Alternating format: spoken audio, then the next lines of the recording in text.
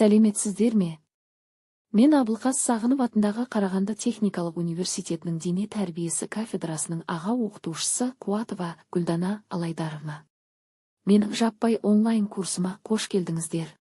Бүгінгі дәрісіміздің тақырыбы ас қорыту мүшелерінің аурулары кезіндегі дене шынықтыру сабақтарының ерекшеліктері. Дене жаттығулары моторлы висцеральды рефлекстердің түрі бойынша ас қорыту жүйесіне әсер етеді. Олар іш қуысында қан мен лимфа айналымын белсендіреді, ас қорытуды, метаболизмді, ішектің моторлық қызметін жақсартады, ас қорыту жүйесінің нейрогуморальды ритмін қалыпқа келтіреді, тонусты арттырады, дененің жалпы сауығуына ықпал етеді. Ас қорыту аурулары кезіндегі дене шынықтыру міндеттері. Асқазанның секреторлық және моторлық қызметін қалыпқа келтіру. Іш қуысында қан айналымын жақсарту. Іштің бұлшық еттерін, жамбас түбін, бел аймағын нығайту. Дененің жалпы тонусын арттыру. Физикалық өнімділікті арттыру. Қарсы көрсетілім. Жоғары қарқынды физикалық белсенділік, жылдам қарқынмен жүгіру және секіру және қозғалыс қарқынын арттыратын жаттығулар. Акробатикалық жаттығулар, алға және артқа домалаулар, көпір, қайың, бас пен қолдағы тіректер және гимнастикалық снарядтардағы жаттығулар, соның ішінде тіреусіз асылып тұру, кермеге тартылу, тірек секіру, қос арыс пен сақиналардағы жаттығулар және орындық кернеумен байланысты жаттығулар, іш бұлшықеттерінің шамадан тыс кернеуі бар жаттығулар. Шектеулі. Орташа қарқындылықтағы ұзақ физикалық жүктемелер, орташа қарқынмен жүгіру, ойындар және жалпы және жергілікті төзімділікті, жылдамдық күш қасиеттерін дамытуға бағытталған физикалық жаттығулар. Ұзақ статикалық бұлшықет кернеуі бар жаттығулар. Тренажерлардағы дене жаттығулары, физикалық жүктемені қатаң мөлшерлеу арқылы тренажерді жеке таңдау қажет. Жүйке кернеуін тудыратын физикалық жаттығулар. Дененің айтарлықтай шайқалуымен бірге жүретін физикалық жаттығулар, биіктікке секіру, жүгіріп келіп секіріп және дене мен бастың қисаюы және айналмалы қозғалыстары. Ұсынылады.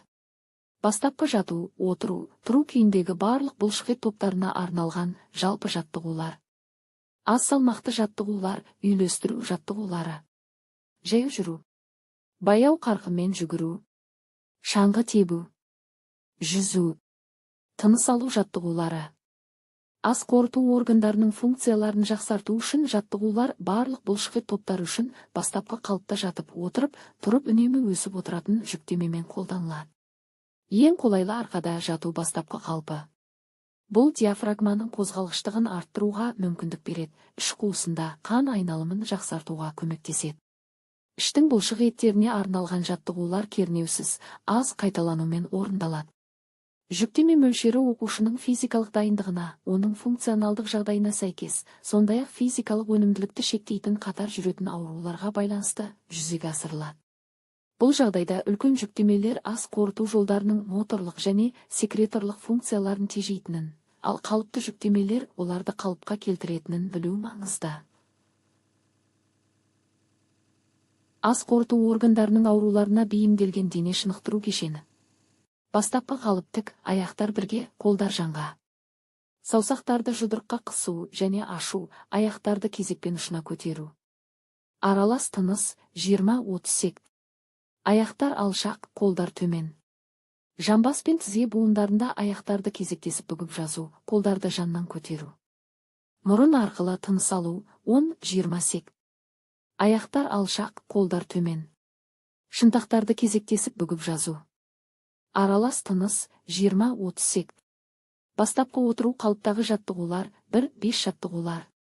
Аяқтарды кілемшеде кезек-кезек және бір уақытта тарту, тізе мен жамбас буындарына бүгу, 20-30 сек. Оң және сол аяқ тобықтарын бүгіп жазу, 20-40 сек. Аяқтар тізеден бүгілген, табандар төсеніште. Біріккен тізелер мен жанға жеңіл тербелістер, 10-30 сек.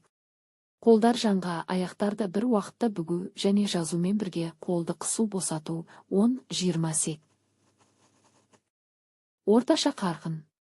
Денені алға еңкейту, қолдар алға, 20 сек. Арқада жату қалыптағы жаттығулар, 6-11 жаттығулар. Оң тізені кеудеге көтеру, қолмен құшақтау, демді шығару. Төмен түсіру, демді алу, сол аяқпен қайталау. Қолдар іште, шынтақтар ажыраған. Терең дем шығару кезінде қолдармен ішке басу, бастапқы қалыпқа келу, демді алу, 10-20 сек. Жамбас пен тізе буындарында аяқтарды бір уақытта бүгу, ішке тарту. Қолдар жанға, аяқтар бүгілген. Бүгілген аяқтарды жанға қарай қисаю, 10-20 сек. Орташа қарқын. Қолдар жоғары, төсеніште. Жату қалпынан отыруға келу, қолдар алға, 10-20 сек. Баяу қарқын. Оң немесе сол жақ түзу аяқты жанға кезектесіп бұру, 20 сек. Бастапқы қалып аяқтар алшақ, қолдар иықта. Шынтақтарды қосу және жазу, 10-20 сек. Бастапқы қалып аяқтар алшақ, қолдар төмен. Оң аяқты жамбас пен тізе буындарында бүгу, қолдар екі жаққа. Тобық буынындағы аяқты бүгіп жазу. Бастапқы қалып. Сол аяқпен қайталау. Бастапқы қалып тыныс жаттығуы.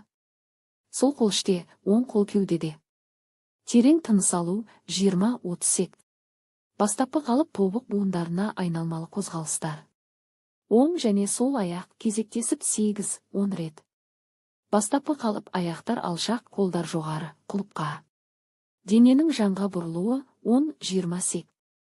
Аралас тыныс. Бастапқы қалып аяқтар алшақ, қолдар иықта. Жауырындарды біріктіруге тырысу, иықтарды қосу, демді алу. Бұлшықеттерді босаңсыту, демді шығару. Бастапқы қалып аяқтар алшақ, қолдар төмен. Тік аяқтарды кезектесіп таяз көтеру және баяу түсіру, қолдар алға, 20-30 сек. Баяу қарқын. Бастапқы қалып аяқтар алшақ, қолдар жанға. Дененің оң және сол аяқтарға кезектесіп қисаюы, 20-30 сек. Бастапқы қалып аяқтар алшақ, қолдар төмен. Оң тізені кеудеге көтеру, қолдар иыққа, демді шығару.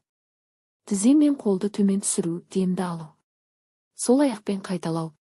Келесі дәріс тақырыбы көру мүшелерінің аурулары кезіндегі дене шынықтыру сабақтарының ерекшеліктері. Назарларыңызға рахмет.